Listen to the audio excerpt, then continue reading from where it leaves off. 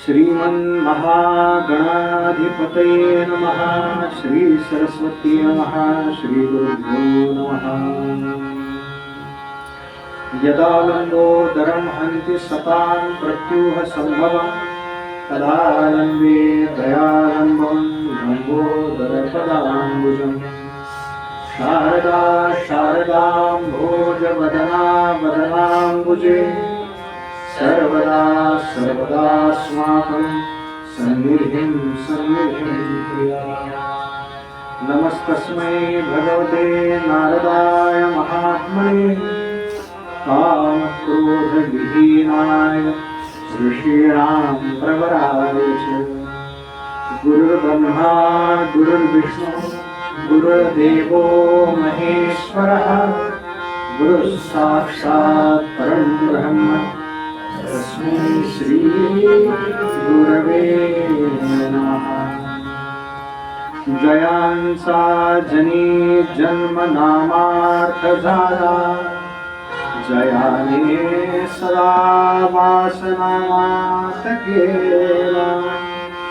जयांच्या मुखी सर्वदा नाम कीर्ती। नमस्कार द्या ब्रह्मचैतन्यमूर्ती। शुकासारिके पूर्ण वैराग्य जाचे वसिष्ठा परिज्ञान योगेश्वराचे। कवी वाल्मिका सारिखा मान्यैसा नमस्कार माझा सद्गुरु रामदास। अलंकापुरी पुण्यभूमी पवित्र ज्ञानानंदो ज्ञान राजा सुपात्र। जया आर्धगीता महापुण्य राशी नमस्कार महा सद्गुरु ज्ञानेश्वरासी। समचरण सरोजं सान्द्र नीलाम्बुजाभं जगन्निहितपाणिं मण्डलं मण्डनानां। तरुणतुलसीमाला कन्धरं कञ्जनेत्रं सदयधवलहासं विठ्ठलं चिन्तयामि। कैलासराणा शिवचन्द्रमौळी मणीन्द्रमाता भृकुटीधरारी। कारुण्यसिन्धो भवदुःखहारी तुझगेन शम्भो मजकोणतारी। मूकं करोति वाचालं अङ्गुं लङ्घयते गिरिं। यत्कृपातमहं वन्दे परमानन्दमाधवम्।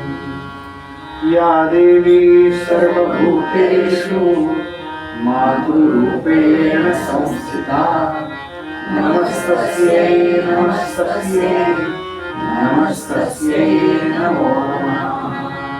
सर्वमङ्गलमाङ्गल्ये शिवे सर्वार्थसाधिके शरण्ये त्र्यम्बके गौरी नारायणी नमोस्तुते। भगवती जगदम्बा माता की जय। शाकंभरी माता की जय। भगवती रेणुका माता की जय।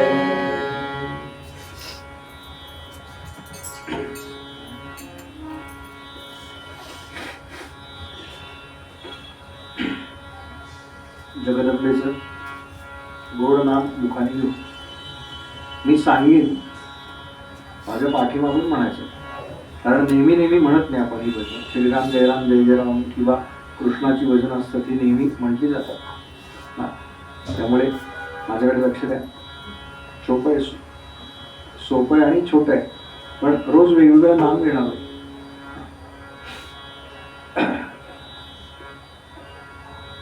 खरं तर मागच्या वर्षी धनंजय दादांनी सांगितलं होतं की 25 डिसेंबर ते 31 डिसेंबर असं आमच्याकडे पक्कं आहे. पण त्यावेळेला म्हणजे मागच्या सप्ताहाच्या वेळेला मी काय असं म्हटलं नव्हतं की मी पुन्हा येईन पुन्हा येईन पुन्हा येईन. पण या सप्ताहाच्या सुरुवातीलाच मी सांगतोय बरं का की पुढच्या वर्षी मी पुन्हा येईन, पुन्हा येईन. ह्या 3 शब्दांनी काय कमाल केली मला काही कळत नाही बरं का. खरं तर अनेक वेळेला आपण असं म्हणत असतो मी पुन्हा येईन, पण काय त्याचं एक वेगळंच महत्व प्राप्त झालं काही वर्षांपूर्वी. असं त्याच्या मागे कदाचित जगदंबेची उपासना असेल. काय कोण कोण कुठल्या शक्तीची उपासना करतो ना हे आपल्याला कळत नाही. वरवर जरी सामान्य वाटत असलं तरी इथे आजी इथे जागा आहे, इकडे या पुढे, इथे जागा आहे.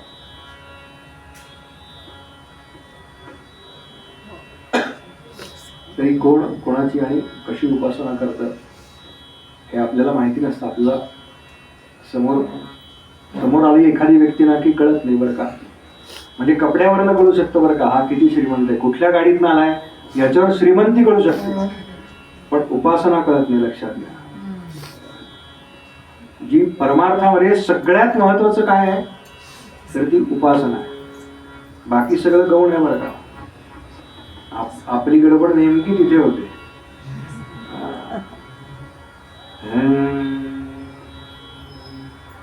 जय दुर्गा माता भवानी, जय दुर्गा माता म्हणा. जय दुर्गा माता भवानी, जय दुर्गा माता, जय दुर्गा माता भवानी, जय दुर्गा माता, जय दुर्गा माता भवानी, जय दुर्गा माता, जय दुर्गा माता भवानी, जय दुर्गा माता, जय दुर्गा माता भवानी, जय दुर्गा माता. तुझ्या चरणी ठेवित माथा, तुझ्या चरणी ठेवित माथा. गाइए दोनदा. चरणी ठेवित माता, तुझ्या चरणी ठेवित माता, तुझ्या चरणी ठेवित माथा, तुझ्या चरणी ठेवित माथा, तुझ्या चरणी ठेवित माता, तुझ्या चरणी ठेवित माता.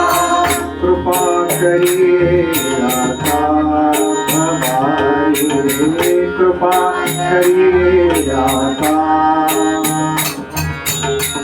कृपा करी दाता भवानी, कृपा करी दाता.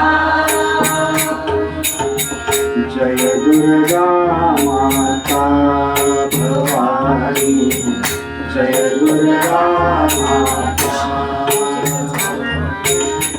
जय दुर्गा माता भवानी, जय दुर्गा माता,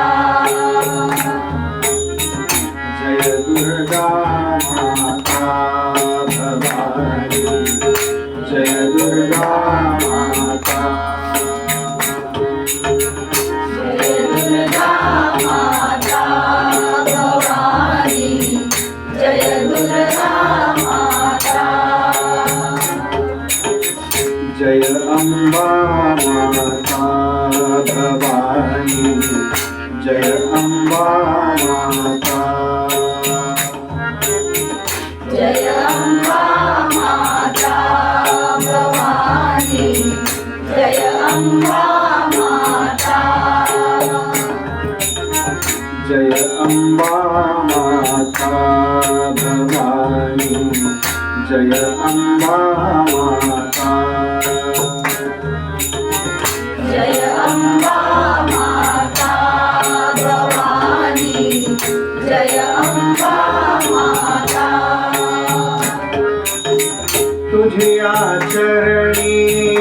ठेवित माथा तुझिया चरणी ठेवित माथा तुझिया चरणी ठेवित माथा तुझिया चरणी ठेवित माथा तुझिया चरणी ठेवित माथा तुझिया चरणी ठेवित माथा तुझिया चरणी ठेवित माथा तुझिया चरणी ठेवित माथा कृपा करी आता भवानी कृपा करी आता करी आता भवानी कृपा करी आता कृपा करी आता अंबे कृपा करी आता कृपा करी आता अंबे कृपा करी आता भवानी जय दुर्गा माता भवानी जय दुर्गा माता जय दुर्गा माता भवानी जय दुर्गा माता जय दुर्गा माता भवानी जय दुर्गा माता जय दुर्गा माता भवानी जय दुर्गा माता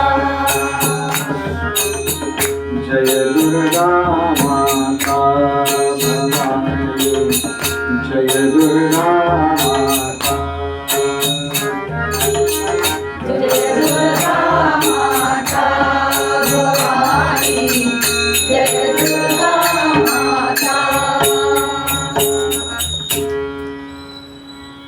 अनेन प्रियतां देवो भगवान् जानकीपति श्रीरामचन्द्र पूर्वेषाम् अस्माकं कुलदैवतं श्रोता भक्ता श्रीराम समर्थ श्रीराम समर्थ जय जय रघुवीर समर्थ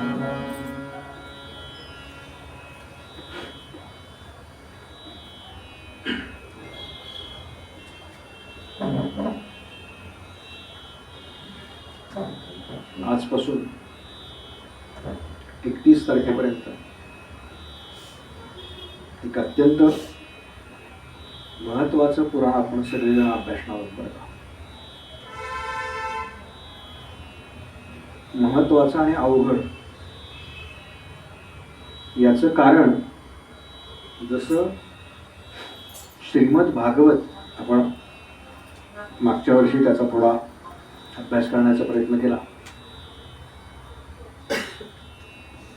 पण त्यात काय आहे ना, त्यात कथा आहेत खूप साऱ्या. त्यामुळे कथा स्वरूपातून जर त्याचा विचार केला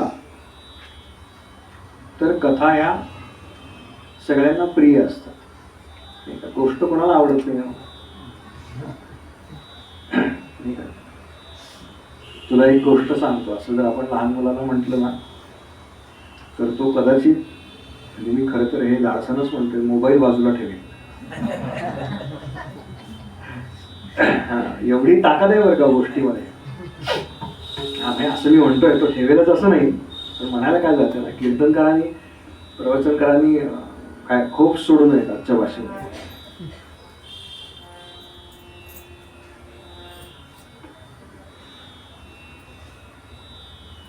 याचं कारण व्यासांनी जी पुराणं लिहिली, उपपुराणं लिहिली,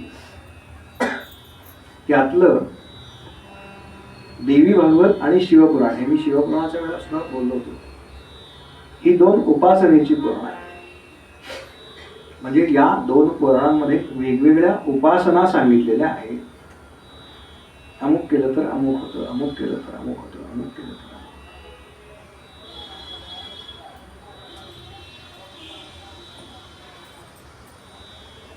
ही 18 पुराणं मुळात लिहिली का, याचा जर थोडासा विचार करायचा झाला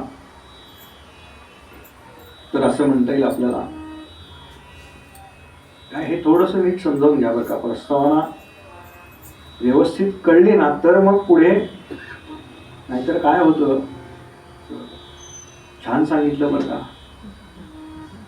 म्हणजे असं मीच म्हणतो बरं का मला, पण नेमकं काय सांगायचं होतं, तर नेमकं जे सांगायचं ना ते पहिल्या दिवशी असतं बरं का.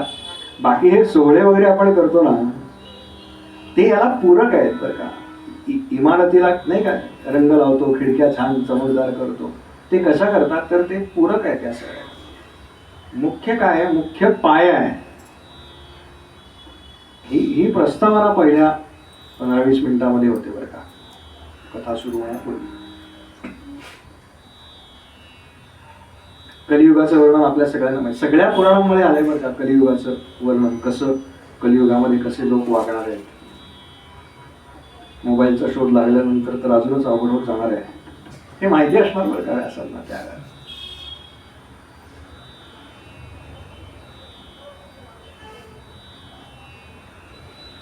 18 पुराणं किंवा 18 उपपुराणं जी आहेत ना, त्यापैकी हे एकमेव पुराण आहे बरं का जे व्यासांनी सांगितलेलं आहे. कोणाला सांगितले ते पाहणार होत आपण. बाकीची जी पुराण आहेत ना ती व्यासांनी आपल्या शिष्यांकरवी ऐकवलेली आहे.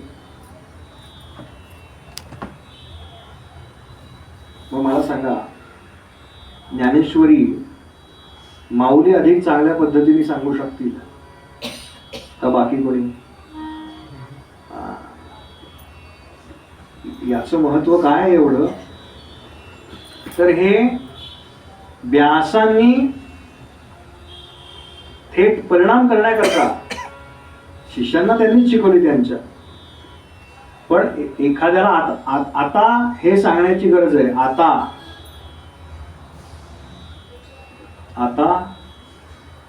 आता विश्वात्मके देवी. आता केव्हा म्हणाले हो आता? 9020 लिहून झाले काय, फार 8-9 ओव्या आहेत पुढच्या त्या सगळ्या पसायदान म्हणतो ते. 9033 ओव्यांची एकूण ज्ञानेश्वरी आहे. 33-34 शेवटच्या 8-10 ओव्या. पण त्याची सुरुवात करताना माऊली म्हणाल्या आता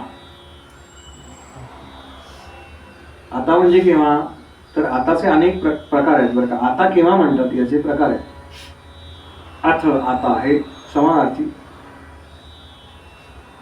शब्द म्हणून वापरले जातात. भरपूर काय काय सांगितलंय. आता माझं ऐक. आधीचं जे ना ते सगळं जाऊ दे, आता मी काय सांगतो ते ऐक. म्हणजे तेवढी निकड जोपर्यंत आताची वाटत नाही तोपर्यंत आपण म्हणत नाही आता.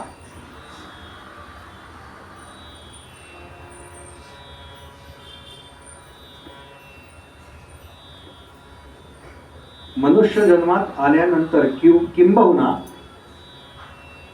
देह धारण केल्यानंतर कोणताही देह, या देहामध्ये आल्यानंतर एक गोष्ट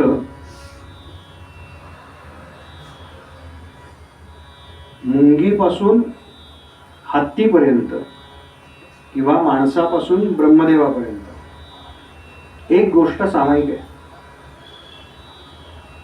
ती म्हणजे आम्हाला या देहामध्ये असताना सुख हवं असतं. तुमचे चेहरे बघून मला असं वाटतंय की फारच पहिल्या दिवशी जड सुरू केलं बाबू आहे. 3ऱ्या-4थ्या दिवशी ठीक आहे तत्वज्ञानाचा भाग, पहिल्याच दिवशी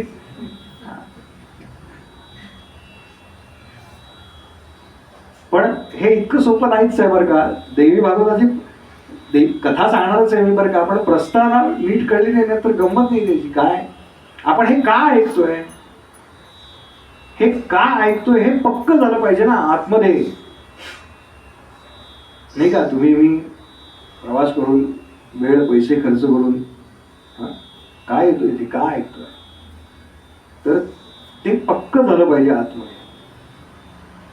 आणि तुम्ही हे का ऐकताय आणि मी हे का सांगतोय याचं खरं कारण सांगू का? आपल्या सगळ्यांवरती जगदंबेची कृपा आहे म्हणून ऐकतोय, आणि म्हणून मी सांगू शकतोय. बरं का, देवी भागवत म्हणजे कुठल्या स्त्रीचं चरित्र नाही बरं का. तुम्ही ती संकल्पना जरा स्पष्ट करा. आपल्याला देवी म्हटलं ना की स्त्री, असं काही नाहीये. अहो ती कशात, ती स्त्रीतनं प्रगट होते, ती पुरुषातूनही प्रगट होते. शक्ती हे तिचं खरं स्वरूप आहे. म्हटलं थोडं जर हलकं झाल्यासारखं वाटलं.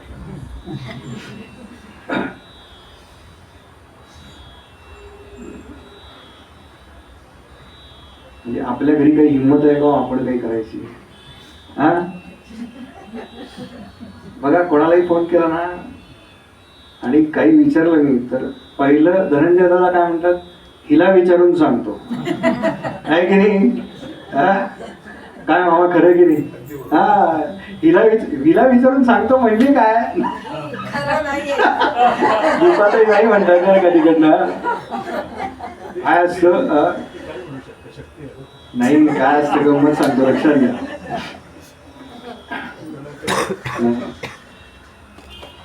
कधी कधी काही सांगायची गरज लागत नाही बघा. आमचे एक गुरुजी म्हणतात, मी विचारलेल्या प्रश्नावरती हिचं उत्तर काय आहे हे कशावरून ठरवायचं म्हणाले. बरं का, योगेश दादा फार छान सांगतात. हिनं डोळे किती मोठे केले.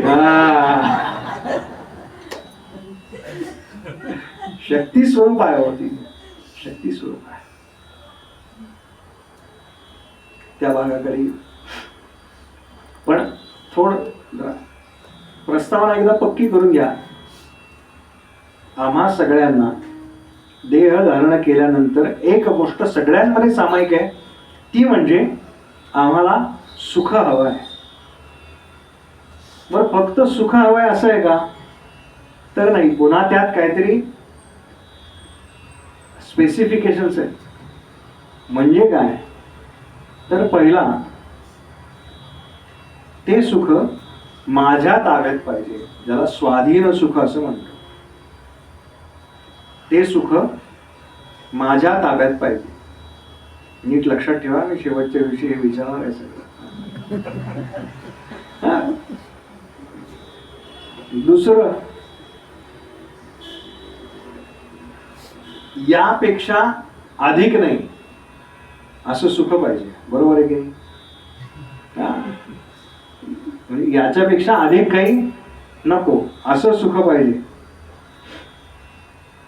आणि तिसरी आपल्या सगळ्यांची सुखाबद्दलची जी एक घट्ट कल्पना आहे, ते म्हणजे त्या सुखाची आणि माझी कधीही ताटातूट होता कामा नाहीये. म्हणजे ते कायम असावं.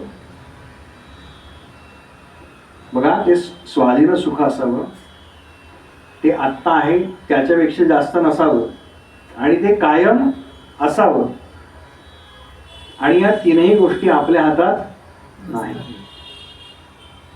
पराधीन आहे जगती, आहे की नाही? तरी सुद्धा आम्हाला हे कायम आमच्या जवळ असावं असं वाटतं. मग ते ज्याला आम्ही स्वाधीन सुख म्हणतो, ते नेमकं शाश्वत आहे का अशाश्वत आहे, हा विचार वेदांनी मांडला. मी देवी भागवताकडे घेऊन येतोय बरं का तुम्हाला सगळ्यांना. पण त्याच्या मागचा व्यासांचा विचार काय आहे हे सांगणं क्रमप्राप्त आहे.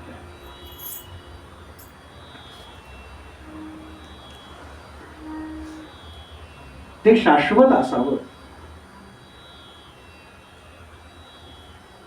आपण श्रीमद भागवताच्या वेळेला एक श्लोक म्हणतो, सच्चिदानंद रूपाय विश्वोत्पत्त्यादि हेतवे तापत्रय विनाशाय श्रीकृष्णाय वयं नमः.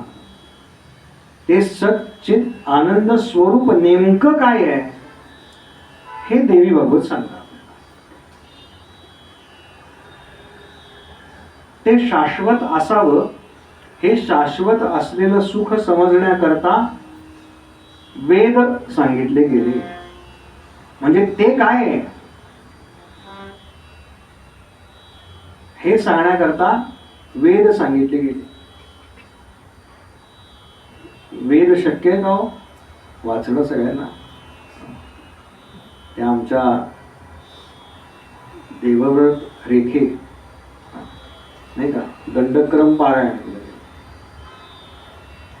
तुम्ही त्याचा इंटरव्ह्यू पाहिलात का? पाहिलं का? थोडं काही छोटं तो काही म्हणताना तरी ऐकलं का काय म्हणत होता? ते कसं म्हणतात माहिती का? पहिला शब्द म्हणायचा, पहिला शब्द दुसरा शब्द, मग दुसरा शब्द पहिला शब्द, मग 1 2 3, मग पुन्हा 2 1, म्हणजे 3 उलट सुलट. किती अवघड आहे हो. आणि याच्यावर टीका कोण करतोय? ज्यांना दंडक्रम असं म्हणता येत नाही ते टीका करतात याच्यावर. असं त्याच्याकडे मला आता जायचं नाही, तो आपला विषय नाही. असं ते फार अवघड आहे बरं का. वेद वगैरे फार अवघड आहे. म्हणून आपल्याकडे जे गुरुजी येतात ना त्यांना नमस्कार करतो आपण. ते नमस्कार काही व्यक्तीला नाही आहे. मी दरवेळेला बहुतेक हे सांगतोच माझ्या कार्यक्रमामध्ये. आपण जो नमस्कार करतो ना हा काही व्यक्तीला नाही. नमस्कार हा व्यक्तीला केला जात नाही, हे पक्क लक्षात ठेवा. आपल्या घरी आल्यानंतर ते जे काही वेदमंत्र म्हणणार आहेत त्याच्याकरता त्यांना जी काही शुद्धी पाळावी लागते, त्याच्याकरता काही 4 गोष्टी त्यांना आपण ज्या करतो तशा त्यांनी केल्या चालत नाहीत. म्हणजे त्यांनी त्या करू नये असं अपेक्षित आहे. त्या सगळ्याला ते वंदन आहे बरं का. त्या सगळ्याला ते वंदन आहे. वेद या शब्दामध्ये विद असा धातू आहे. विद म्हणजे जाणणे, ज्ञानी नाही का. आपण विद्वान म्हणतो ना, हे फार विद्वान आहे, दोन्ही अर्थाने वापरतो नाही का. 10वीत मुलाला चांगले मार्क पडले की ही वापरतो, आणि प्रगती पुस्तक पाहून काय मार्कशीट बघूनही म्हणतो फारच विद्वान दिसतंय तुमचं. दोन्ही अर्थाने वापरतात आपण, चांगल्या अर्थाने. वेद म्हणजे जाणणे. काय जाणायचंय? तर आपले पूर्वज जे ऋषी होते, नीट ऐका, आपले पूर्वज जे ऋषी होते त्यांनी हे जाणलं. कशाच्या सामर्थ्यावर जाणलं? तर ते त्यांच्या तपश्चर्येच्या सामर्थ्यावरती जाणलं. काय? की ते सत्तत्व असं असं असं असं आहे. एकाने विचारलं असं आहे का ते परब्रह्म तत्व? ते म्हणाले नाही तसं नाहीये, ते असं आहे. दुसरे म्हणाले असं आहे का? तसंही नाही म्हणाले. नेती नेती न इति न इति, असं नाही असं नाही असं नाही असं नाही. मग कसं आहे नेमकं? तर मुळात ते निर्गुण निराकार असल्यामुळे ते कितीही जाणून घेण्याचा प्रयत्न केला तरी जे मुळात निर्गुण आहे, निराकार आहे, निरअवयव आहे, ते शब्दात बसवणं अत्यंत अवघड आहे. लक्षात घ्या. आज फारच जड चाललंय असं माझं लक्षात येते, पण काही काळजी करू नका. तुम्ही मागच्या वर्षी सप्ताह ऐकलाय सगळ्यांनी, तुम्हाला सवय असायला पाहिजे याची. थोडी सवय. काय झालंय माहितीये का, आपल्याला हल्ली वेदांत ऐकायची सवयच राहिलेली नाही. फार तर फार काय 10 सेकंदाचं रील. जान लीजिए अगर आप इस देवता की पूजा कर रहे हैं तो आपको ये फल मिलेगा. खटाय पुढचं. हे असं नसतं बरं का. तासभर मोबाईल बघतो आणि आपण म्हणतो की काय आज फार परमार्थ झाला का. काय ना, ते ऐकण्याची एक सवय लावायला लागते.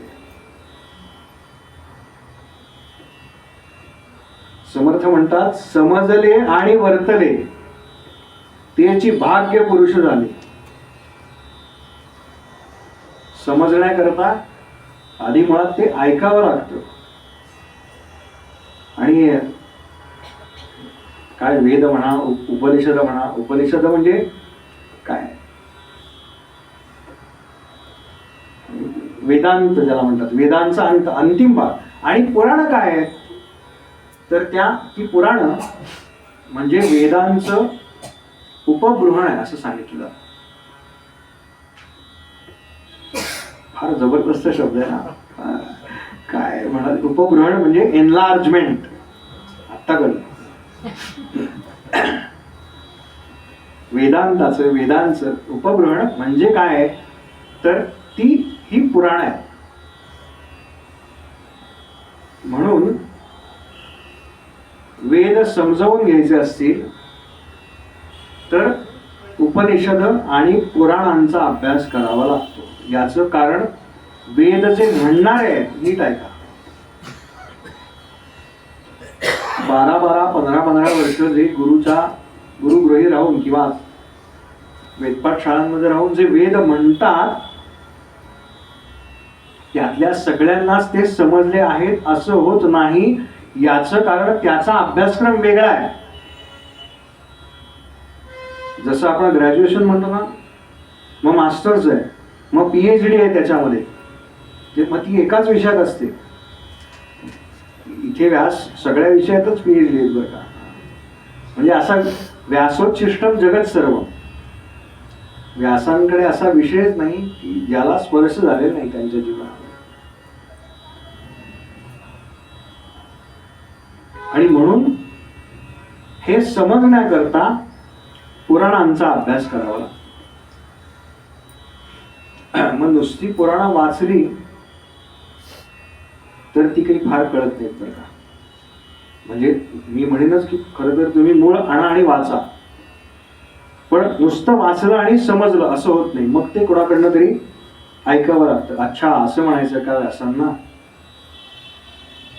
हे कधी कळतं, जेव्हा आपण याची पारायण करतो तेव्हा. आणि दरवेळेला ते नवीन कळत जातं. हे एक पुराणांचं वैशिष्ट्य आहे बरं का, पुराणांचं वैशिष्ट्य. मग ही पुराण, व्यासांनी सांगितलेली पुराणं अजून सोपी करून सांगण्याचं काम कोणी केलं, तर ते काम संतांनी केलं. लक्षात घ्या, ते काम संतांनी केलं. गोंदवलेकर महाराजांनी काय केलं, पुराणातला एक मुद्दा घेतला, नाम, आणि आयुष्यभर त्याच मुद्द्यावरती बोलले, नाम. सगळ्या संतांनी हेच केलंय बरं का.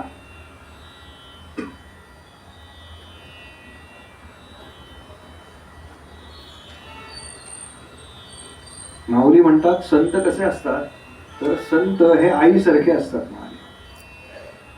आई काय करते, आपलं लहान बाळ जेवावं, त्याचं पोट भरावं बरं का, म्हणून तो मऊ भात करते. तुम्ही सगळ्यांनी केला असेल बघा. मऊ भात करायचा, मऊ वरण करायचं. हे मऊ म्हणतो याचं कारण दोन्ही कडक करणारे आहेत बरं का.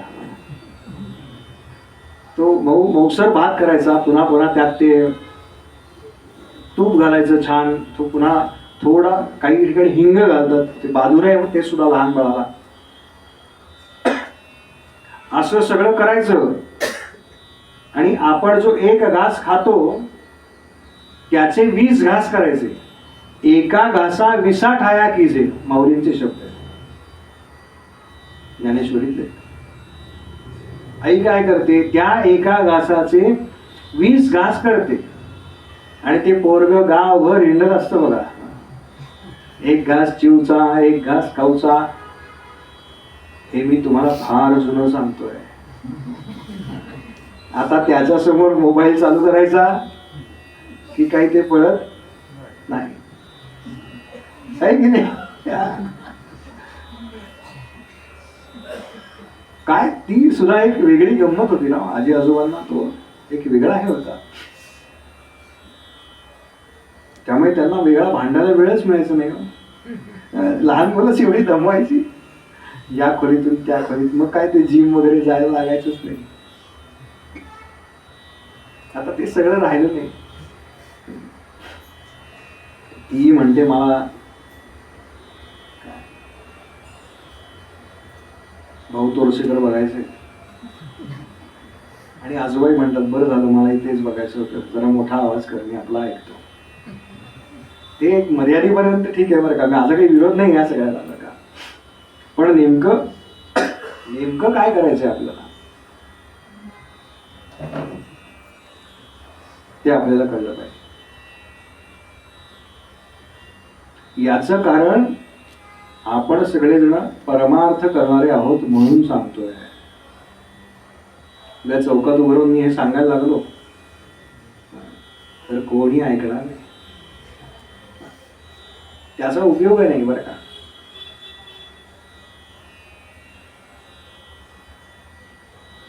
आणि फार महत्वाच्या गोष्टी असतात ना, त्या अशा चार चौकात सांगूच नाही. म्हणजे 100 लोक जमले तरच, 200 लोक जमले तरच मी कथा करीन वगैरे असं काही नसतं. जगातलं सगळ्यात श्रेष्ठ तत्वज्ञान हे एका माणसाने एका माणसाला सांगितलं आहे. श्रीमद भगवद्गीता. चौकात नाही उभं राहिले भगवंत, या आता मी तुम्हाला ज्ञानाच्या 4 गोष्टी सांगतोय असं नसतं बरे. लक्षात घ्या, ते आत इतकं आत खोलवर गेलं पाहिजे ना.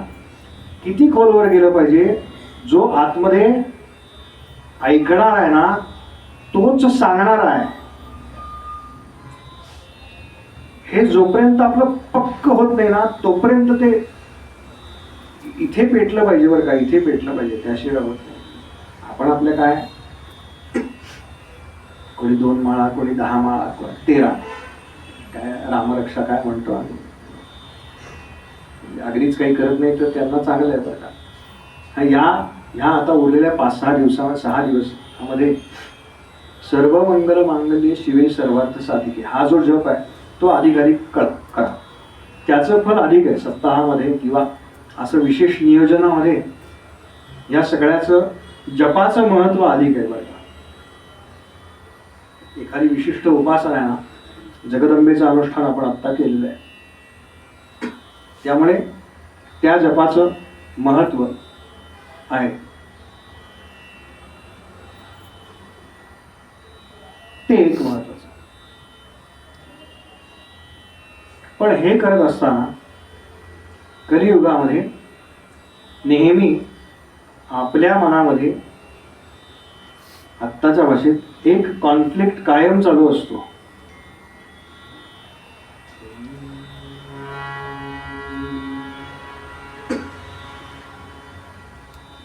म्हणजे हे कुठपर्यंत पटतं बरं का.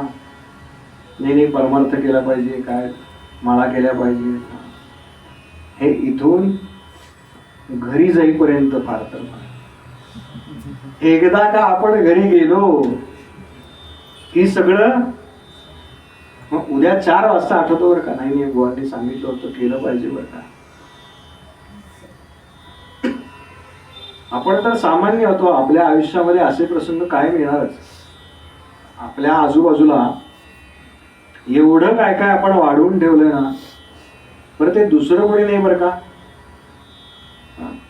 कोणी गोळा केलंय सांगा बरं हे सगळं. आपणच ना. आपण एकदा एखादी गोष्ट माझी आहे असं म्हटल्यानंतर त्याच्याबरोबर येणारी सुख आणि दुःख दोन्ही आलीच की हो.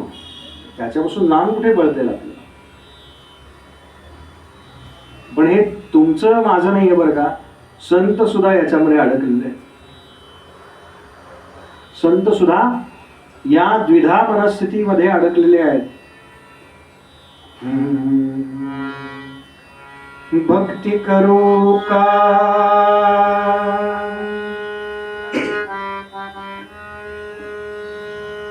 भक्ती करू का पोट भरू. काय प्रश्न पडलाय संतांना. भक्ती करू का पोट बोलू आहे की नाही आपल्या सगळ्यांचा हा प्रश्न. तुम्ही म्हणताय हो ते रामनाम गोंदवलेकर महाराजांना जमलं, आम्हाला काय जमणार आहे. सांगा मी काय करू, सांगा मी काय करू.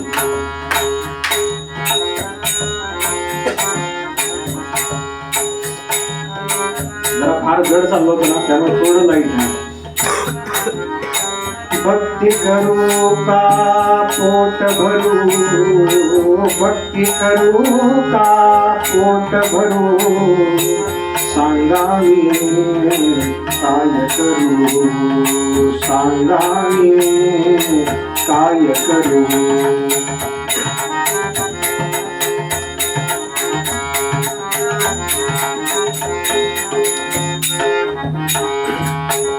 भक्ती म्हणे तू चाल पुढे,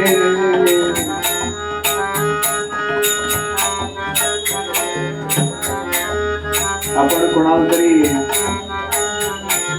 सांगतो बरं का, आणि का मला जरा असं असं वाटायला लागलं.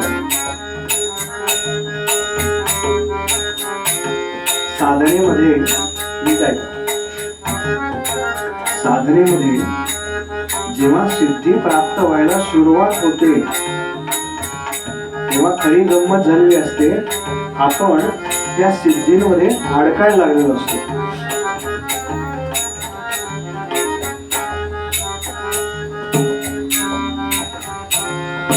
भक्ती म्हणे तू चाल पुढे, भक्ती म्हणे तू चाल पुढे, संसार म्हणे तू ये इकडे, संसार म्हणे तू ये इकडे. हे करू का ते करू, हे करू का ते करू, सांगा मी काय करू, सांगा मी.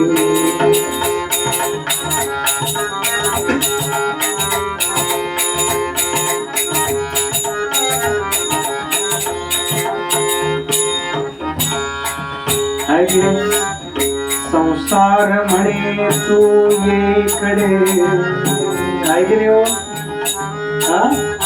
संसार म्हणे तू ये इकडे, भक्ती म्हणे तू चाल पुढे. पण आपल्या मनात काय होतं, हे करू का ते करू. प्रत्येक असेवर का अहो संत सुटले नाही त्याच्यातून. तुकडोजी महाराजांचा अभंग संत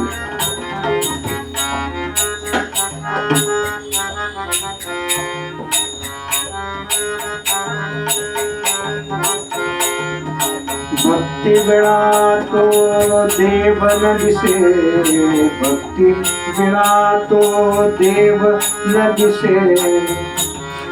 या मार्गावरती चालल्याशिवाय भगवंतांची प्राप्ती होणार नाही.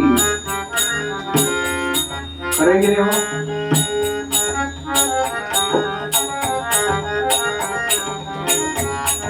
भक्ती केल्याशिवाय देव प्राप्त होणार नाही.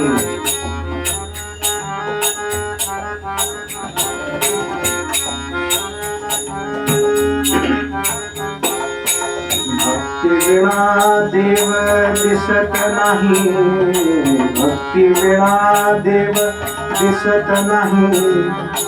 पैसे विना संसार नाही, पैसे विना संसार नाही.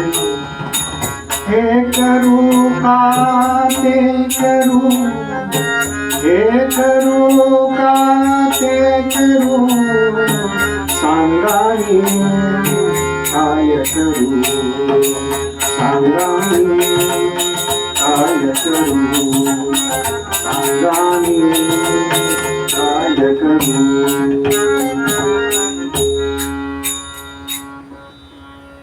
चालतं का हो पैशाशिवाय हल्ली काही.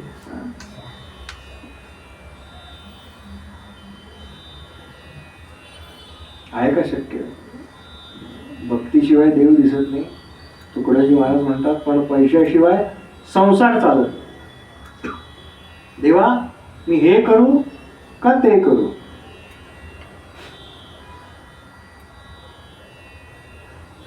शेवटच्या चरणात तुकडोजी महाराज म्हणतात, भक्ती करून जो पोट भरे, तुकड्या म्हणे त्याला मोक्ष मिळेल. आधी प्रपंच करावा नेटका, मग साधावे परमार्थ विवेका.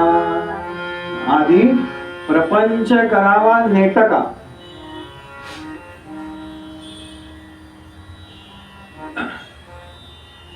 कोणाचा नेटका झालाय? न्यूनता असणं हे प्रपंचाचं मुख्य लक्षण आहे बरं का, लक्षात ठेवा. काहीतरी कमी आहे यालाच प्रपंच म्हणतात. आणि ती कमी कशानेही पूर्ण होणार नाही. याचं कारण आपण जे शोधतो आहोत ना प्रपंचामध्ये, ते कोणत्या ना कोणत्या वस्तू स्वरूपामध्ये शोधतो. आणि वस्तूंमध्ये सुख नाही. आपलं सुख हे मी गेल्या वर्षी कदाचित इथे बोललोय, हे वस्तू सापेक्ष आहे, काल सापेक्ष आहे आणि व्यक्ती सापेक्ष आहे. म्हणजे मे महिन्यात जर कथा असती तर इथला AC आणि पंखा दोन्ही आपण चालू ठेवलं असतं की नाही. पण आता जर मी म्हटलं की बसवलाचं यांनी तर लावा, हा, आणि जरा पंखा 5 वर फिरून काय फरक पडेल? लक्षात घ्या, मे महिन्यात ज्या गोष्टीने आम्हाला सुख प्राप्त होतं ना, तीच गोष्ट बरं जागाही तीच आहे. म्हणून मी हे उदाहरण घेतलं. जागाही तीच आहे, व्यक्तीही त्याच आहे, स्थळही तेच आहे, कथा पण माझीच ठेवा, सगळं तेच आहे. पण मग त्यावेळेला जी गोष्ट सुख देणारी आहे ती आत्ता देणार आहे का हो? नाही ना. कारण त्या वेळेला मिळणारं जे सुख आहे ना, हे वस्तू सापेक्ष आहे आपल्याला.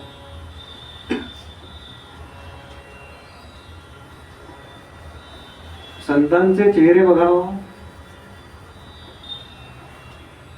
काय सुखात असतात ना. त्यांच्यात कोणाचं नाव घेणं योग्य नाही या ठिकाणी, पण अगदी आचार्य गोविंददेव गिरीजी महाराजांकडे बघा, पाहिल्यावर बरं वाटतं की नाही आपल्याला. त्यांच्याकडे बरं वाटतं म्हणजे काय? बरं त्यांच्याकडे त्यांचा आपला कधी संबंध आलाय हो? कोणतेही सत्पुरुष घ्या, ज्यांना तुम्ही चैतन्य स्वरूपामध्ये पाहिले, कोणतेही सत्पुरुष घ्या,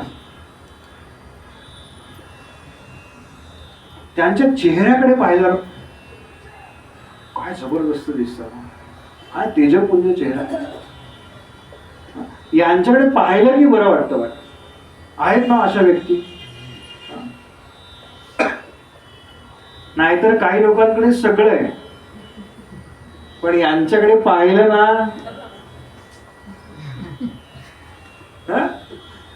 आहे की नाही?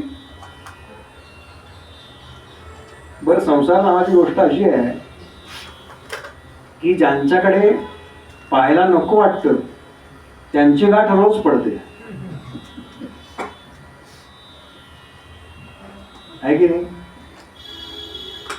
काही जण मनात तर म्हणतायत, हे आमच्या घरातलं यांना कसं काय करत. यालाच प्रपंच म्हणतात बरं का, लक्षात घ्या, यालाच प्रपंच म्हणतात. संसरती संसरती इति संसार, हा शंकराचार्यांनी संसाराची व्याख्या केली. जो सरत जातो,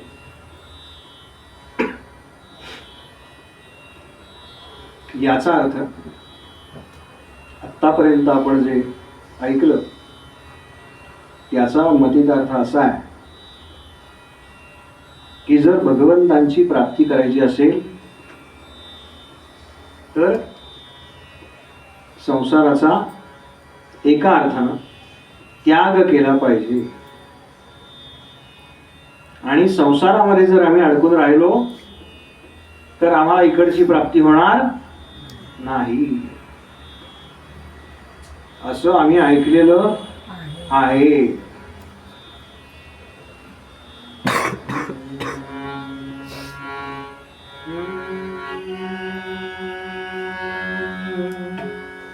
शंकराचार्य म्हणाले, हे कुठपर्यंत?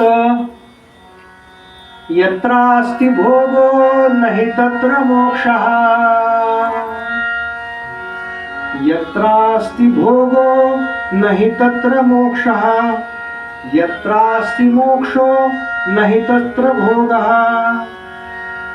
पण हे कुठपर्यंत म्हणाले? श्री अंबिका सेवन तत्पराणां भोगश्च मोक्षश्च करस्थ एव. शंकराचार्यांची सोपे कुठपर्यंत हे तुम्हाला वाटतं? जोपर्यंत श्रीमद देवी भागवत, श्री अंबिका असं म्हणाले, जोपर्यंत आम्ही श्रीमद देवी भागवत एकदा ऐकत नाही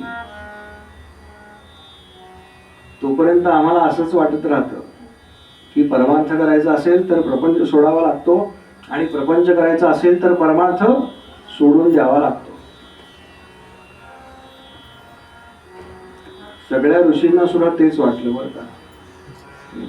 म्हणून ते बसले, आपल्या कल्याणाकरता बसले. आपले हे ऋषी म्हणजे आपले पूर्वज आहेत बरं का. आपले पूर्वज मकरंद भाऊ फार छान सांगतात बरं का, मला फार ते आवडलं. आपले पूर्वज माकड नव्हते. हा, डार्विनचा सिद्धांत आपण सगळे शिकलो बरं का, हो की नाही? माणसाची काय उत्क्रांती कशी होत गेली, उत्क्रांतीचा सिद्धांत आहे त्याचा. माकडापासून माणूस तयार झाला असं त्यानं म्हटलंय. बरं, त्याचं जे काही आहे ते त्याच्या मुलानंच खोडलंय त्याचा सिद्धांत. त्यामुळे त्याच्याकडे जायची गरज नाही. आपले पूर्वज माकड नव्हते, आपले पूर्वज ऋषी होते. आपण कोणत्या ना कोणत्या तरी गोत्राचे आहोत ना. कुठल्या तरी गोत्राचा उच्चार करतो आपण. हा गोत्राचा उच्चार म्हणजे काय आहे? त्या ऋषींच्या कुळाचा उच्चार आहे बरं का, ते सांगतो आपण. कोणतंही कर्म करायचं असेल ना, दोन्ही वेळेला म्हणजे काय असं पाणी किंवा असं पाणी, ज्यांना कळलं त्यांनी ठीक आहे, बाकीच्यांनी सोडून द्या, फार खोलात जाऊ नका. तेव्हा 3 पिढ्यांचा उच्चार करायला लागतो. आणि गोत्राचा उच्चार, कोणत्या गोत्रातले तुम्ही,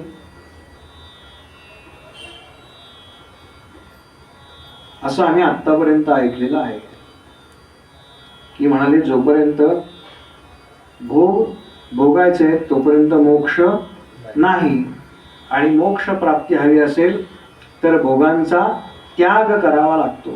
हे कुठपर्यंत आहे? शंकराचार्य म्हणाले, श्री अंबिका सेवन तत्पराणां.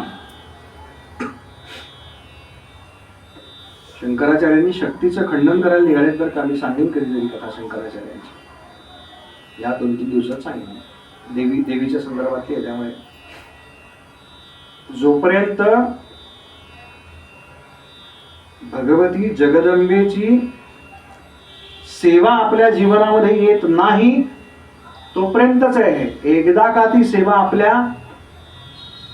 आपल्यापर्यंत आली की भोगश्च मोक्षश्च करस्थ एव. एका हातात भोग आणि एका हातात मोक्ष. इतकं सोपं आहे म्हणाले ते. कसं काय तर म्हणाले सांगतो, पण त्याच्या आधी एक 5 मिनिटं विश्रांती घेऊ. दूध केलंय ताई, तेवढं फक्त घेऊ आणि मग पुढच्या काही करू. भगवती जगदंबा माता की जय.